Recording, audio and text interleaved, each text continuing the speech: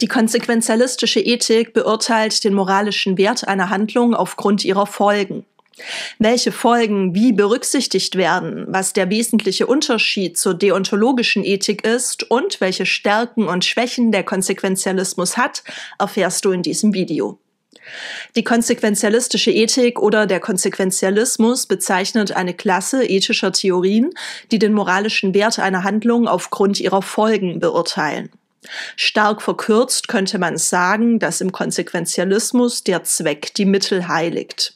Die moralische Richtigkeit einer Handlung hängt nur von den Konsequenzen, den Folgen dieser Handlung ab. Die berühmteste konsequenzialistische Ethik ist der Utilitarismus. Auch bestimmte Formen des ethischen Egoismus und der politischen Ethik argumentieren konsequenzialistisch. Neuere konsequenzialistische Ethiken sind der effektive Altruismus und der Longtermismus. Diese konsequenzialistischen Ansätze unterscheiden sich durch Art und Umfang der Folgen, die berücksichtigt werden. Je nachdem, welche Folgen berücksichtigt werden, ergeben sich unterschiedliche normative Systeme. Im Utilitarismus soll durch die Konsequenzen einer Handlung der Gesamtnutzen für alle Betroffenen maximiert werden. Dieser Nutzen wird bemessen an der Freude oder dem Leid, das durch die Handlung entsteht. Vertreter des klassischen Utilitarismus sind Jeremy Bentham, John Stuart Mill und Henry Sidgwick. Eine moderne Version des Utilitarismus vertreten Richard Brandt, Richard Hare, John Harsanyi, John Smart, Derek Parfit und Peter Singer. Im ethischen Egoismus geht es um den persönlichen Vorteil des einzelnen Handelnden. Im Unterschied zum Utilitarismus werden nicht die Folgen für alle Betroffenen, sondern nur die Folgen für den Handelnden selbst berücksichtigt. Der einzelne Mensch darf seine eigenen Interessen über die Interessen anderer stellen. Auch politische Ethiken, in denen es etwa um die Verringerung von Ungleichheit oder die Linderung von Armut geht, zählen zum Konsequenzialismus. Der effektive Altruismus beschäftigt sich mit der Frage, wie wir unsere Zeit und unser Geld optimal einsetzen können, um möglichst vielen empfindungsfähigen Wesen möglichst wirkungsvoll zu helfen. Mithilfe von Kosten-Nutzen-Analysen wird ermittelt, was rational am sinnvollsten ist, um möglichst viel Gutes zu bewirken. Der Longtermismus berücksichtigt die langfristigen Konsequenzen unserer Handlungen, um das Wohlergehen zukünftiger Generationen zu maximieren. Die konsequenzialistische und die deontologische Ethik unterscheiden sich stark voneinander. Sie werden häufig anhand von ethischen Problemfällen oder Dilemmata gegenübergestellt, in welchen sie völlig unterschiedliche Antworten geben. Schau dir gerne mein Video Kant versus Utilitarismus an, wenn dich dieses Thema genauer interessiert. Wie wir gesehen haben, hält die konsequenzialistische Ethik nur die Folgen einer Handlung für moralisch relevant. Handlungen werden danach bewertet, ob ihre Folgen positiv oder negativ sind. Die deontologische Ethik hingegen bewertet Handlungen selbst als intrinsisch gut oder schlecht. Sie interessiert sich für das Motiv der Handlung, genauer dafür, ob die Handlung einer verpflichtenden Norm gemäß ist. Folgen spielen in starken deontologischen Positionen keine Rolle.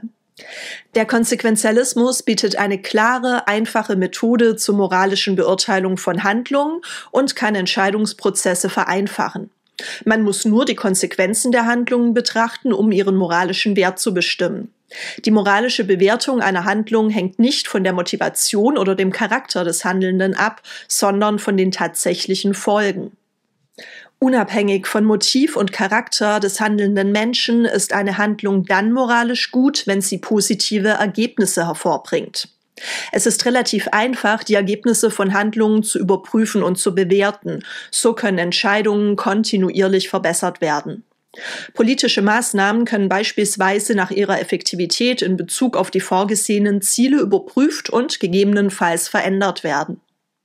Da das Ergebnis der Handlung im Mittelpunkt steht, ist die konsequenzialistische Ethik flexibel in der Anwendung. Sie kann unterschiedliche Situationen und Kontexte berücksichtigen, um das beste Ergebnis zu erzielen. Je nach Situation und Kontext sind unterschiedliche Handlungen moralisch geboten. In vielen realen Entscheidungssituationen lassen sich die Folgen der Handlungen gut abschätzen. In Politik, Wirtschaft und Wissenschaft sind Kosten-Nutzen-Abwägungen und Folgenabschätzungen üblich, um möglichst positive Ergebnisse zu erzielen und Risiken zu minimieren. Die Berücksichtigung zukünftiger, auch langfristiger Folgen von Handlungen fördert nachhaltige Entscheidungen, die das Wohl zukünftiger Generationen nicht gefährden. Besonders bei der Einführung neuer Technologien oder bei wissenschaftlichen Entdeckungen ist es entscheidend, mögliche langfristige Folgen zu berücksichtigen, um sicherzustellen, dass diese Entwicklungen tatsächlich nützlich und nicht schädlich sind. Da das Prinzip der Folgenabschätzung und Konsequenzenbewertung unabhängig von Kultur oder persönlicher Überzeugung anerkannt ist, ermöglicht der Konsequenzialismus Entscheidungen mit breiter gesellschaftlicher Akzeptanz. Einige Formen des Konsequenzialismus, insbesondere der Utilitarismus, fördern eine altruistische Sichtweise, indem sie das Wohl aller berücksichtigen. Ziel des Utilitarismus ist das größte Glück der größten Zahl. Das allgemeine Wohl oder Glück maximieren zu wollen, kann zu mehr sozialer Gerechtigkeit führen. Projekte zur Armutsbekämpfung oder zur Verbesserung der Gesundheitsversorgung werden häufig konsequenzialistisch begründet, mit ihrem tatsächlichen Nutzen, dem tatsächlichen Wohl der Betroffenen. Der Konsequenzialismus ist umstritten. Vertreter nicht konsequenzialistischer Positionen argumentieren, dass es in der Moral darum geht, seine Pflicht zu tun, bestimmte Rechte zu respektieren, das eigene Potenzial zu verwirklichen, staatliche Gesetze zu befolgen, die Menschenwürde zu achten, unabhängig von den Konsequenzen. Es ist nämlich unmöglich, alle zukünftigen Konsequenzen einer Handlung vorherzusagen. Vor allem langfristige oder komplexe Konsequenzen können nur schwer vorhergesagt werden. Bestimmte Handlungen und Maßnahmen können kurzfristig Vorteile bringen, aber langfristige Schäden verursachen. Dies führt zu Unsicherheiten bei der Entscheidungsfindung. Da der Konsequenzialismus bei der moralischen Beurteilung von Handlungen weder auf das Motiv des Handelns noch auf den Charakter des Handelnden blickt, ist Moralität von Handlungen stark vom Zufall, vom Moral Luck abhängig. Nur die positiven oder negativen Ergebnisse einer Handlung qualifizieren sie als moralisch gut oder schlecht. Eine Handlung mit guten Absichten, aber schlechten Ergebnissen wäre moralisch schlecht, eine Handlung aus bösen Motiven mit zufälligen guten Ergebnissen moralisch gut. Verschiedene Arten von Freude oder Leid können zudem nur schwer quantifiziert und gegeneinander abgewogen werden. Freude und Leid wird kulturell und individuell unterschiedlich betrachtet. Was für den einen Glück ist, kann für den anderen neutral oder sogar negativ sein. Der Konsequenzialismus wird vor allem dafür kritisiert, dass er Handlungen als moralisch richtig bewertet, die unserer moralischen Intuition völlig widersprechen. In konsequenzialistischen Ethiken, besonders im Utilitarismus, kann das Paradox der Repugnant Conclusion auftreten. Dieses Gedankenspiel stammt von dem britischen Philosophen Derek Parfit und wirft die Frage auf, wie wir das Wohlbefinden in einer Bevölkerung bewerten und maximieren sollten.